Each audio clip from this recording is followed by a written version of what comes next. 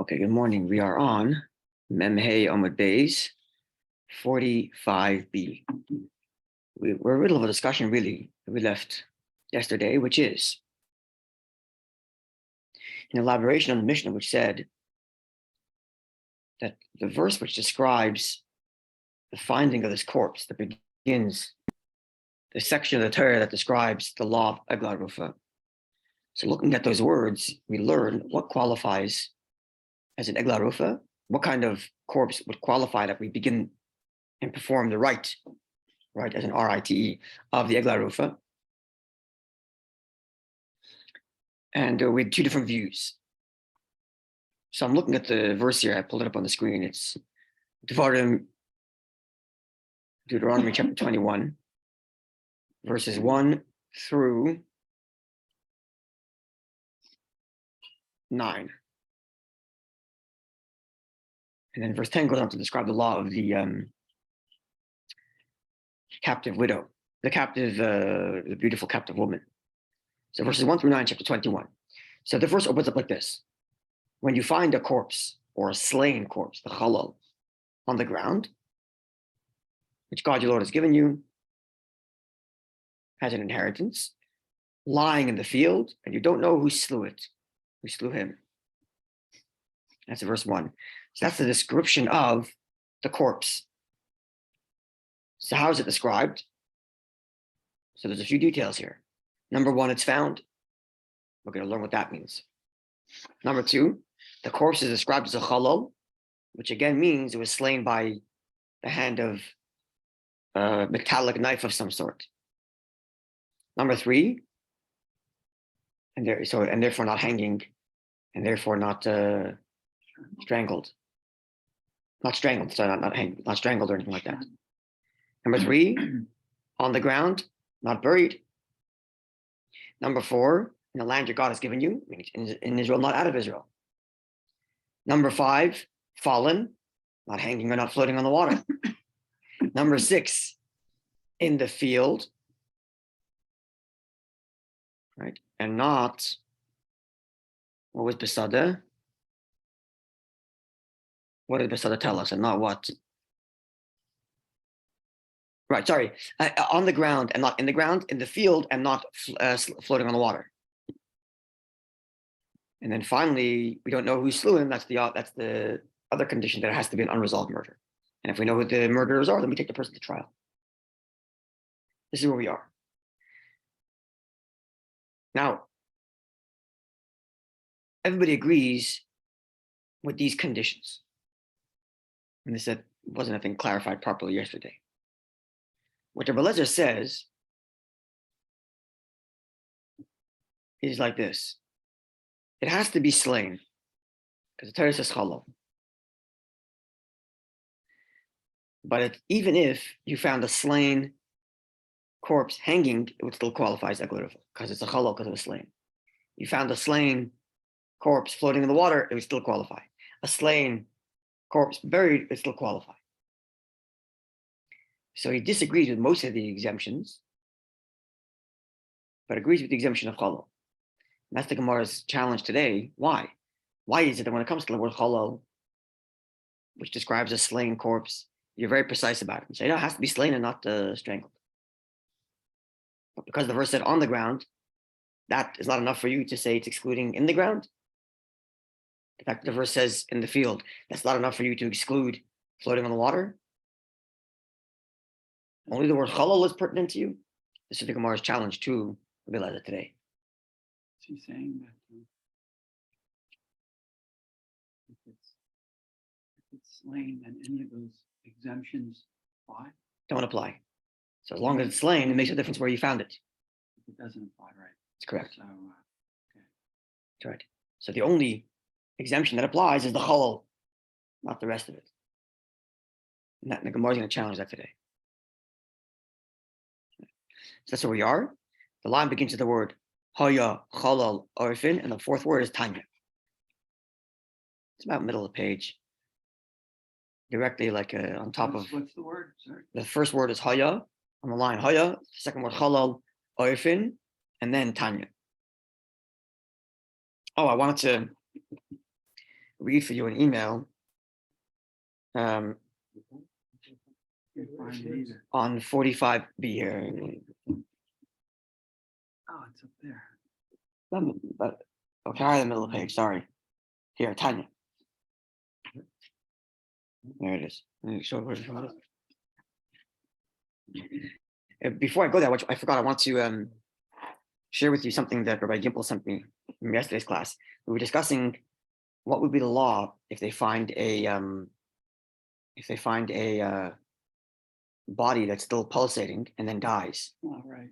So the Gemara said it's exempt from the law of Egla Rufa. And I wasn't sure what that meant. I said, well, does that mean, presumably, this is what I assumed. That means if they find him pulsing and then dies later because you found him pulsing and not dead, therefore it's disqualified. That's what we assumed from the Gemara. Rabbi Gimple notes that this isn't explicitly stated in our Gemara. That's true. We assume that was the implication. And it's not explicitly stated in Rambam either, which is also interesting. But he writes that, I didn't look it up, but I trust Rabbi Gimple, that the Gemara, in Yerushalmi, the Jerusalem Talmud tells us that they would do such an Egla Rufa. They would do the Egla Rufa ceremony if you found someone pulsating and then died later. But the question is, where would you measure from? Do you measure from where you found him while he was pulsating? Or what if he moved in his pulsating state and then moved a couple of inches and becomes closer to a different city? So which city do you measure to? I would imagine. So which the Gemara concludes, you measure from where he's actually dead and not from the pulsating. And that seems to be the point of the Gemara here. That you don't measure from a pulsating victim, you measure from a dead victim. And if he's still pulsating, you wait till he's dead and then you measure. That's the way it would seem, combining this Gemara with the Yerushalmi there. Okay.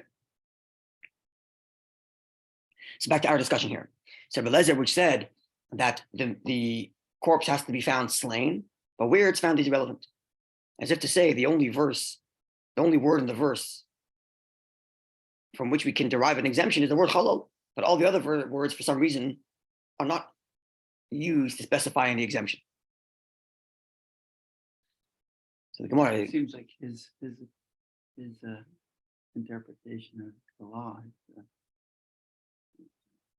quite different than the other opinion. sorry? His opinion seems quite different than the other. Yeah, opinions. yeah. Quite. Yep, certainly. The question is why? Why does he read the verse only? Why does he only take the word halal as an exacting word And then to exempt- exclude any other type of murder? But then the words in the ground, irrelevant to him. The word in the field also doesn't teach us anything, or doesn't exclude anything. Why is that?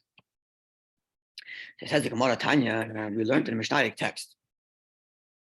Amar Rabbi Yossi bar Yehuda, Rabbi Yossi, son of Yehuda, says, he relates the following conversation that happened sometime earlier.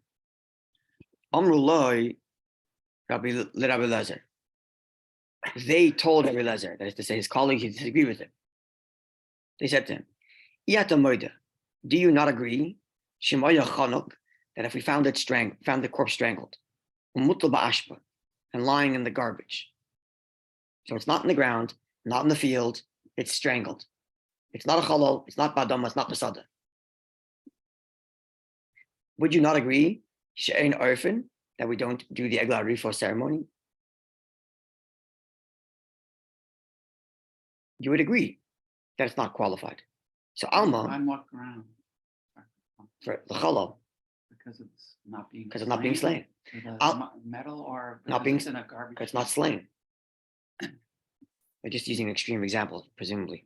Alma, if you agree with us that this does not qualify as a Egla Rufa corpse, then Alma, can derive from here that you agree that because the verse says chalal, a slain corpse, v'lo chanuk, and we exclude a strangled corpse.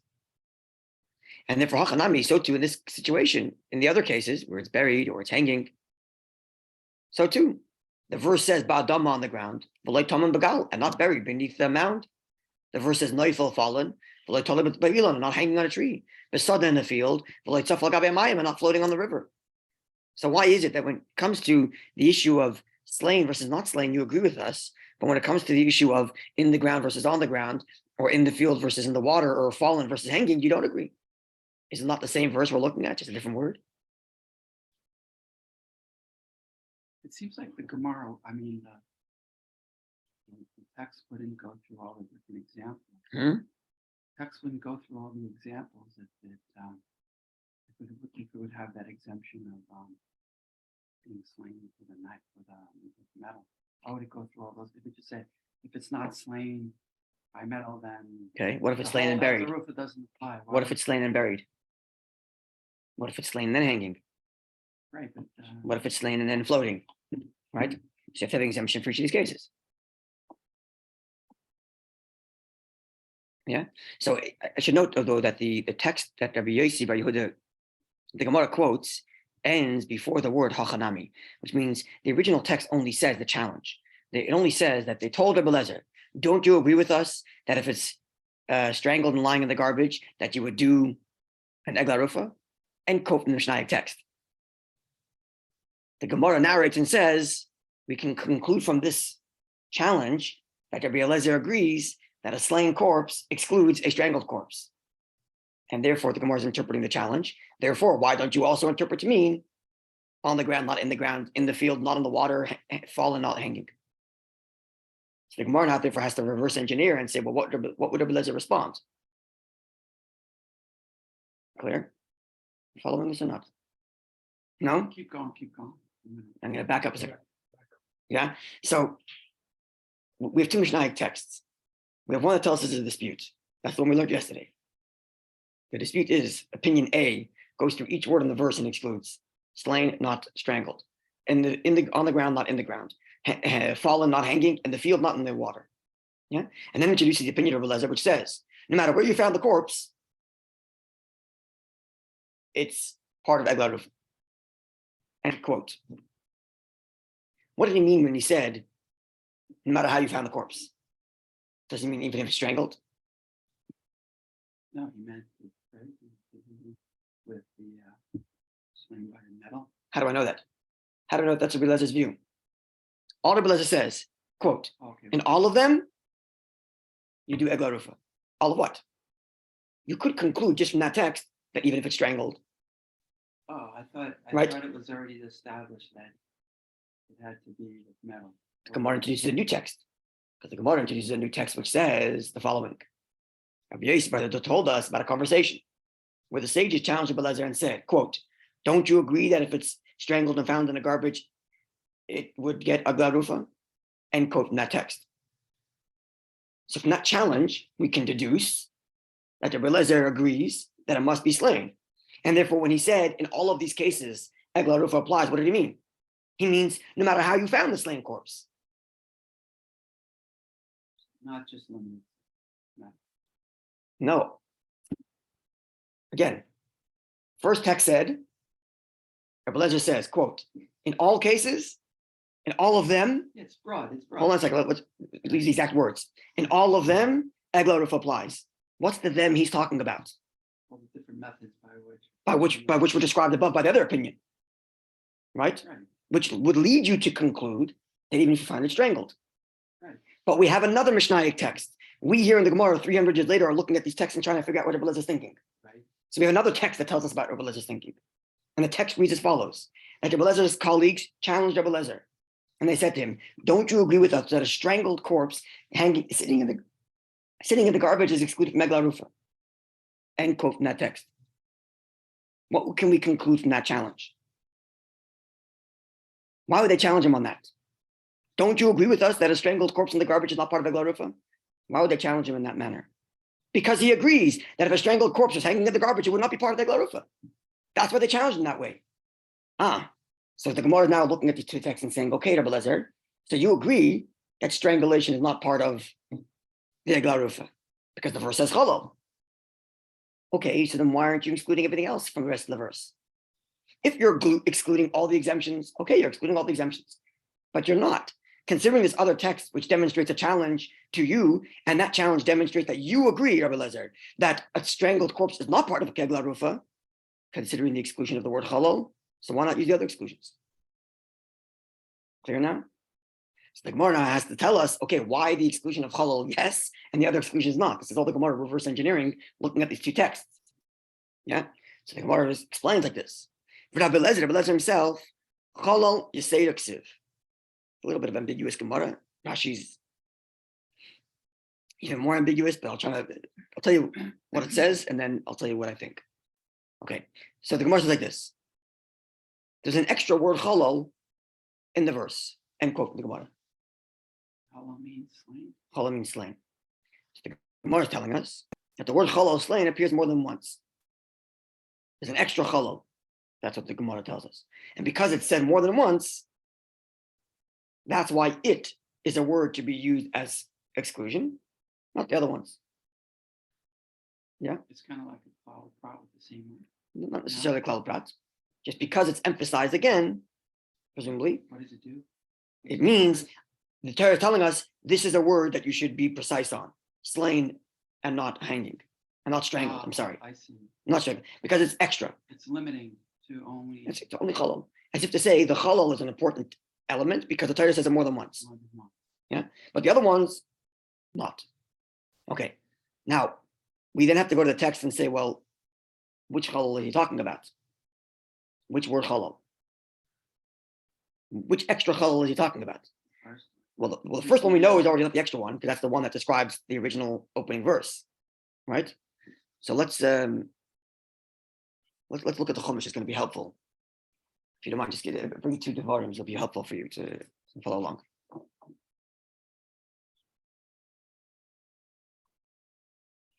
And we'll count how many times it says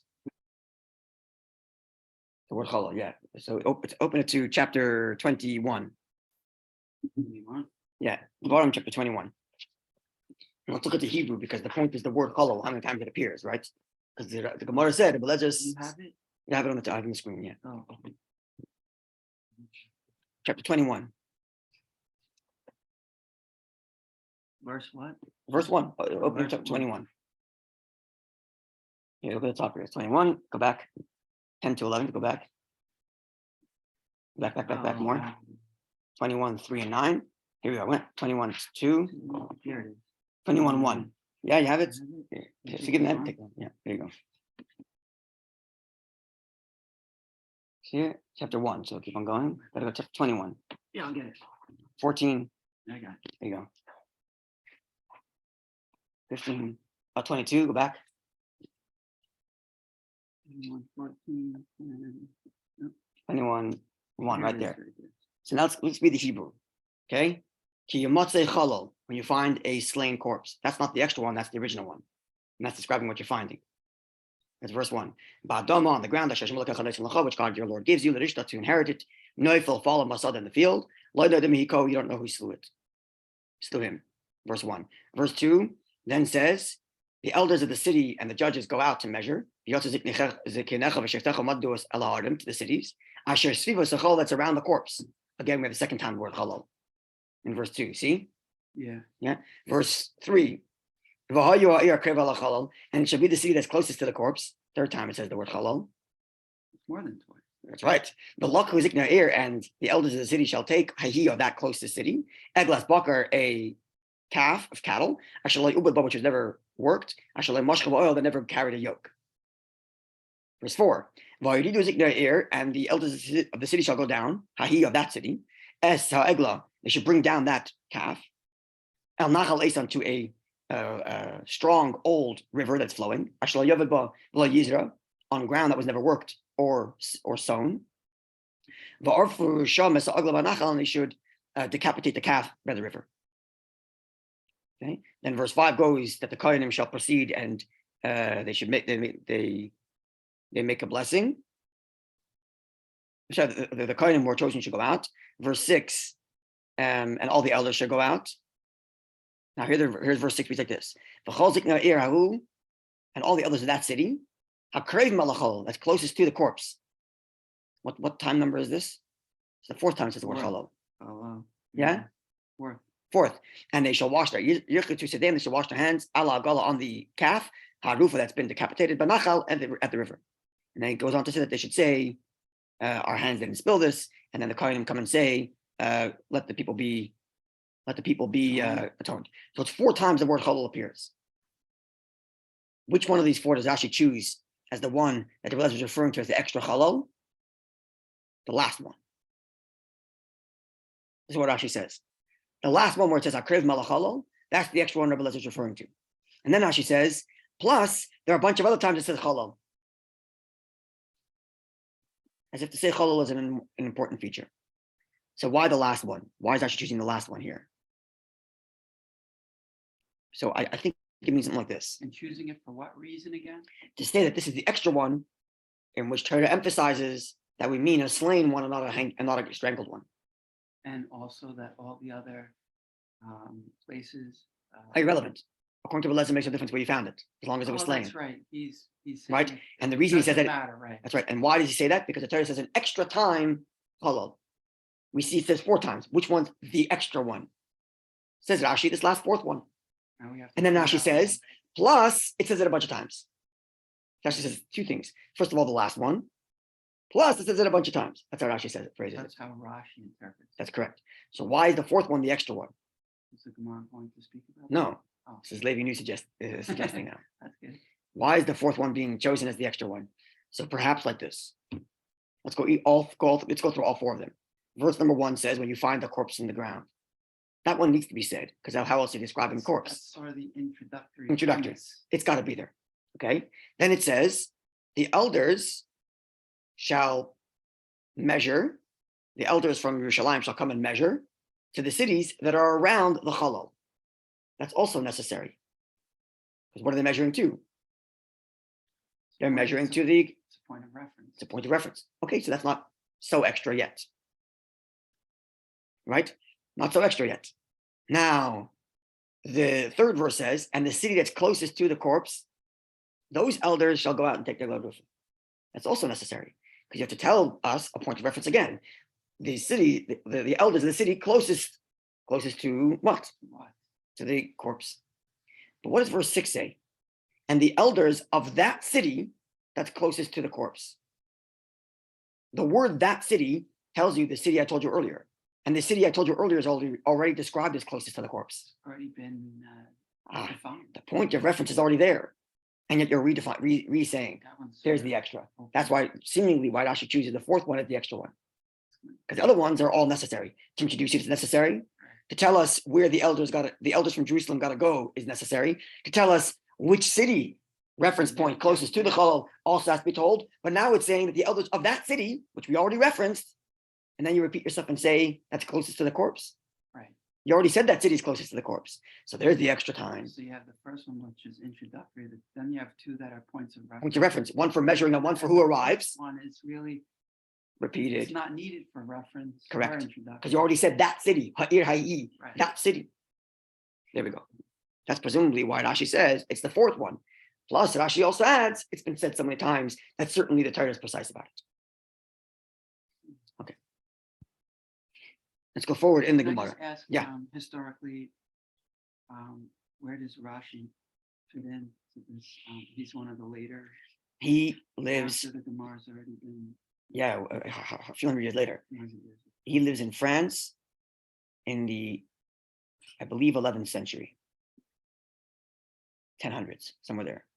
Way after Gemara's been. Yeah, certainly. Way after. He's the first to write a running commentary on the Gemara, like a companion. First to do the same thing for Chumash too.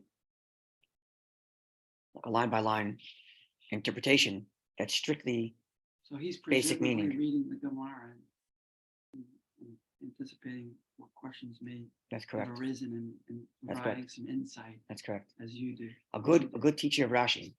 This is the good teachers that I had, especially one particular Rosh Yeshiva who really, the way I learned today, still shaped by the way he taught us, is he would push us and say, well, what's bothering Rashi? If Rashi's speaking, it means there's something you didn't know from when you learned the Gemara before Rashi. So what's bothering Rashi? In other words, why did he mention it? That's correct. So what's bothering him? Why did he even say, okay, well, what's bothering him is, in this case, it's easy. Well, what's bothering him is the Torah says 4 times. And the Gemara only says, sorry? No, it's easier. He says, because the Torah says 4 times Chalal. But the Gemara only says Chalal Yiseda, un extra in the singular, un extra Chalal. So which of the 4 is the extra one? Rashi concludes it's the 4th one. So you're asking another question. Yes. As to why the 4th.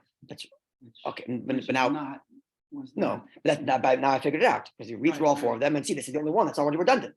Okay, that now I know why Rashi chose the fourth one. But the second half of Rashi I still not figure out yet. The second half of Rashi, which says, so it's the fourth one, that's what Rashi says. That's the opening line from Rashi. And then Rashi says, plus the Torah says it so many times. Why is that phrasing necessary? Just say it's the fourth one. Because that's the only one that's redundant. Why does he then continue and say, plus it says it a bunch of times? Why don't you say what's bothering Rashi is adding that statement? That must come up. Maybe it comes up also in Gemara. Something is repeated several times. Perhaps, but what I'm saying is No, the fact that a word is extra in the Torah is enough for a derivation. So if you identify for us, Rashi, which word chalal is extra, why is it necessary to then continue talking and tell us, oh, and plus it says it a bunch of times? Perhaps teach something different. Okay, so what's bothering Rashi? Something else. And I think the answer is because the fact that this word is redundant is not enough of a differentiation from the other exclusions. The whole point the Gemara is telling us here is that the Reb Yisroel uses the word chalal as an exclusionary, but not adama, not sada, and not neifel. Why? Well, because there's an extra word chalal. Well, let's look at the words adama and sada. Are they also not extra?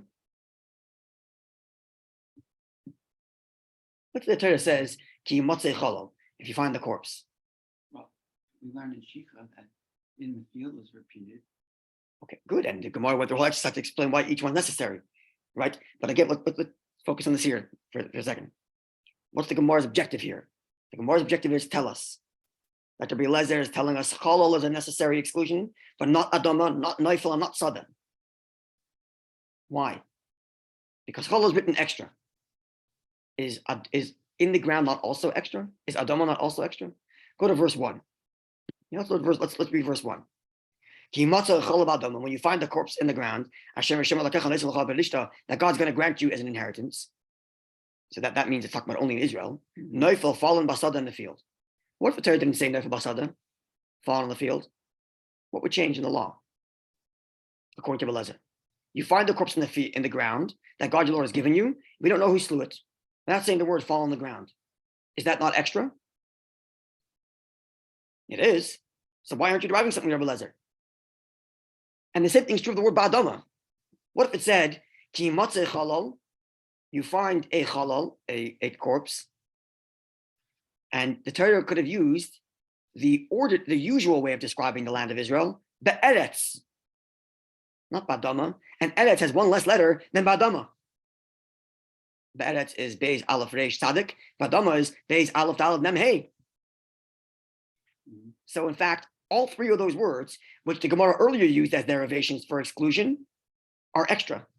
And yet you don't use that. So the fact that it's extra, the fact that chalal is an extra time, is not a good enough reason for Rebbe to do an exclusion. Because if that's the case, these three words are also extra. And therefore Rashi adds and says, you know what makes chalal different? Besides the fact that it's extra, it's actually written 4 times. And that's why Rashi adds, perhaps, that second line.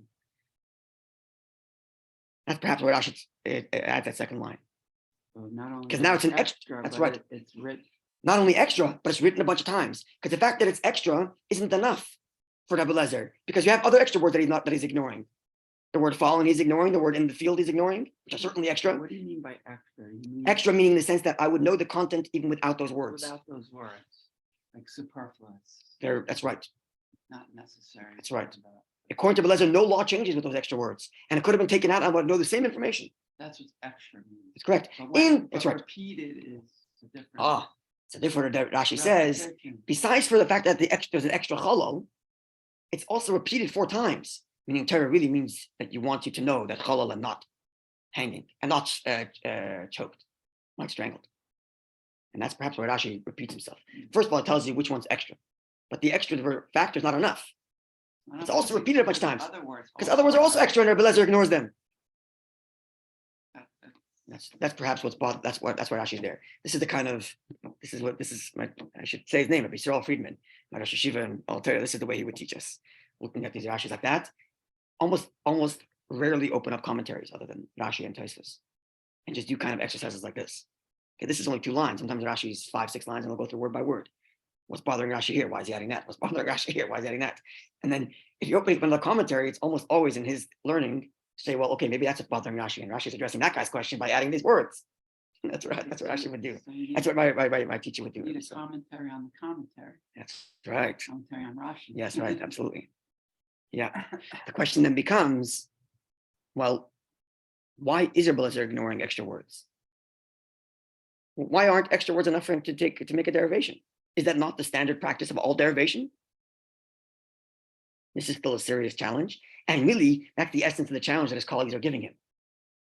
You agree with the fact that extra words teach you something because look, you agree that if it's not slain, it's not part of the Egla Rufa. Well, then why not the other extra words? Okay, so Reb Eliezer is of the opinion that it has to be repeated a bunch of times, otherwise the extra word's not enough. But come on. That's clearly the challenge they're giving him. Right? Which then the question becomes, why is Reb Eliezer not deriving from extra words? The Gemara doesn't clearly answer that question, and it would require some thinking to why that is. And I'm sure the commentaries discuss this. His opinion is not halacha. It doesn't matter. It's still obligation on us learning Torah to understand his view. No, but it gives 'Cause you obviously some he- insight into He has a Torah view. When we're learning Gemara, sometimes you're learning to because you want to know what to do. We're not learning here to know what to do.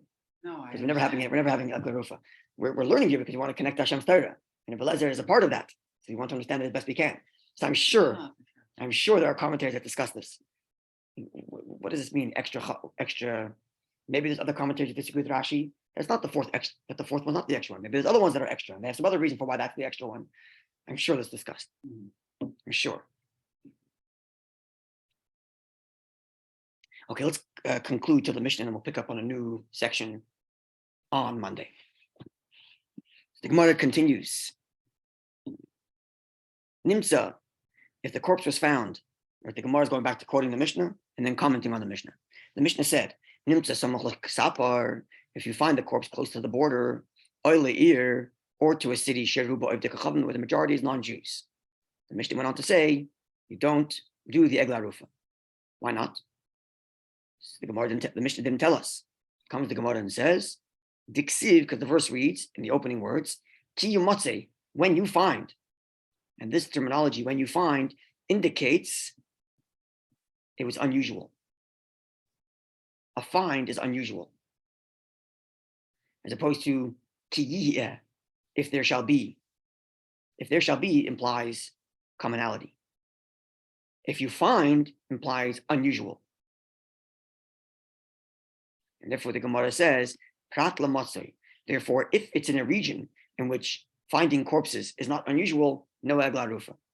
And at the border is when it's where it's not unusual to find corpses, because that's the most contentious areas at the border, as well as a city, especially in those days, a Jewish corpse found near a city of non-Jews was unfortunately not an uncommon reality. Today, we're an integrated society where Jews and non-Jews live together very, very happily. And there were some times and periods and places in history where that was the case, but not for the most of history. For most of history, Jews were relegated to their own place and the non-Jews to their place. And it was a dangerous proposition for a Jew to walk alone into a non-Jewish area. And therefore, because it's common, it's excluded from the verse which says, when you find a corpse, finding implying an unusual occurrence. What was the other? At the border. No, I meant what's the other? I'm suggesting the other phrasing would be ki. That's common. I'm suggesting it would be ki. Which means When there will be a corpse in the field. When there will be is if you find, that's not if you find, as if like it's this unusual occurrence where you found something. right. You discovered. Exactly. Yeah. Okay, continuing. Oholei she'ein ba bezdin. The verse says also, if you find it, the Mishnah, said that if you find the corpse near a city that has no bezdin, disqualified from Egla Rufa. Even if it's a Jewish city. That's correct, because it doesn't have a bezdin for whatever reason. There are some cities that don't need to have a bezdin; it has to be of a certain size. The Gemara in Sanhedrin discusses that. What kind of city is required to have a bezdin? So this one doesn't have a bezdin for whatever reason. What does that word mean? Sorry, What's the word you just said? bezdin, What is that? court, a Jewish court, bezdin. Oh, So if it's near a city that doesn't have a bezdin, then no egla rufa. So the Mishnah just said that as a fact, but didn't explain. Explains the Gemara, because we require zikna here, we require elders of the city to come out and do the whole process of the leika, and they don't have. That could have been a good to define what elders meant in that earlier. Well, we already know that. This is the Gemara basing it on that information. Basing it on that? Okay. Correct. Because we already know that zikne elders means Bethdin.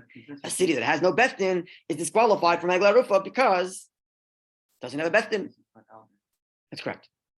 But then the Mishnah added a peculiar statement. I'm going to read the Mishnah. I'm pulling up the Mishnah on the screen here, and you can go back 2 pages and see the Mishnah if you want. The concluding line of the Mishnah. Yeah. The concluding line of the Mishnah. Go back 1 more page, 2 pages. The first page and sorry, I don't have it. Okay, sorry. The Mishnah reads like this.